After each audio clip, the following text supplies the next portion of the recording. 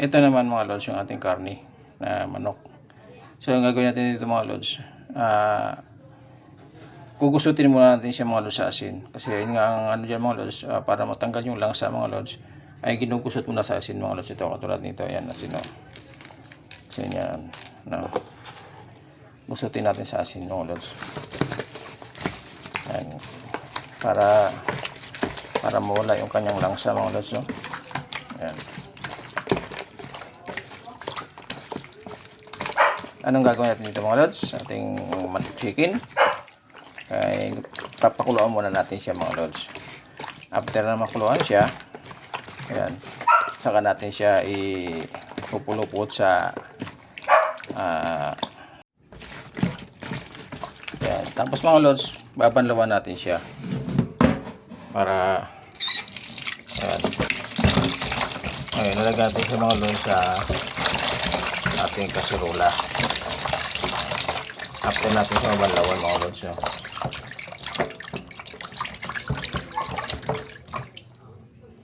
Ayan mga lods, after natin mahugasan, lagyan natin naman mga lods sa ating kasirola. Ayan, malinis na yan. Ayan mga lods. Ayan, tapos lagyan natin ng asin. At lagyan din natin ng paminta mga lods, no? Ayan, lagyan natin ng asin.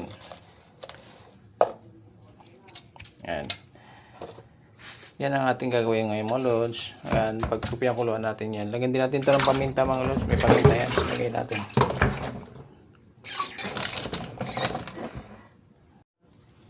Ito mga lods, turog na paminta lagyan natin.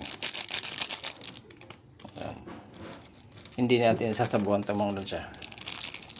Ipiprito natin ito. Ayan. Ayan, tinibahan lang natin yan. Pero ito, pakuluan lang natin mga lods. At para maluto siya, bago natin siya iprito mga lods. At pagulungin natin siya sa ating yung chicken breading mga lods, no? Yan ang gagawin natin dito. Ayan. Mas masarap kasi mga lods na kulo na siya, luto na siya sa ano, dahil yung loob-looban niya mga lods talagang lutong-luto na bago natin siya iprito, para talagang swabe at masarap ang ating gagawin mga lods. So tara, samahan nyo ako mga lods. Kaya yun mga lods, kulo na siya, pero siyempre lulutuin pa rin natin ito mga lods, no? Hindi lang kulo siya, lutuin pa rin natin yan mga lods, para pagka pinirito natin ay talagang malambot na, wala na tayo makitang dugo sa kanyang laman mga lods, no? Kasi ang ano dyan mga lods, pag hindi natin pinirito ito, matagal siyang lutuin, matagal siyang prituhin. Kaya kasayado sa gas. Kasayado sa gas mga lods. Excuse me. Ayan. Okay. Para madali lang siya prituhin mga lods pagka pinirito natin. Ayan. Diba? Lutuin pa rin natin yung mga lods. Hanggang sa maluto siya, pati loob ng kanyang maluluto. So okay mga lods, takpan muna natin.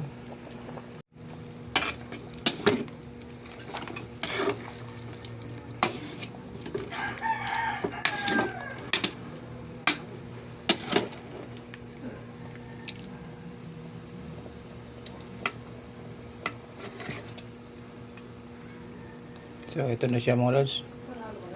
Okay na siya. Ayan, atin na siyang i-off na natin yung ating apoy mga lods, no? Okay na ito. Magkakaroon na ito ng mga lods. Ayan. So i-off na natin yung ating apoy mga lods. At i-prito naman natin siya.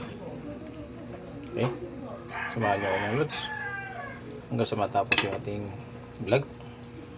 Ayan. Good morning po sa ating lahat. Magandang tanghali pala mga lods. Dahil ito yung ating luluto ay para sa tanghalian na ito. Okay? Ito na mga lods. Nagulong na natin mga lods yung ating ayan. Ayan, sa chicken breeding mga lods, no? Ilagay na natin. Ayan.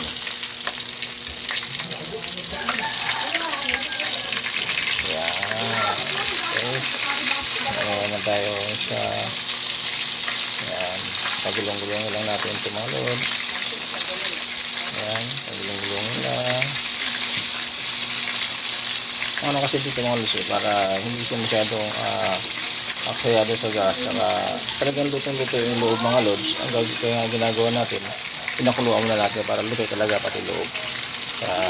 Sa mabilis lang lutuin mga lods, no? So ayan, tapos lang muna mga lods na lagyan natin. Okay.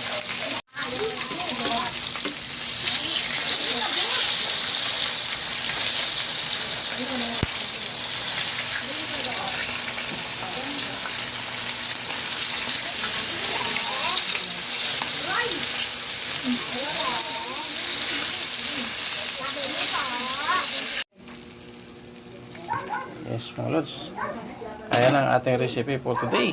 Ito ang ating ulam ngayon mga lods. Ayan, at meron din tayong tawag na pipino mga lods. Ayan, yung ating pipino.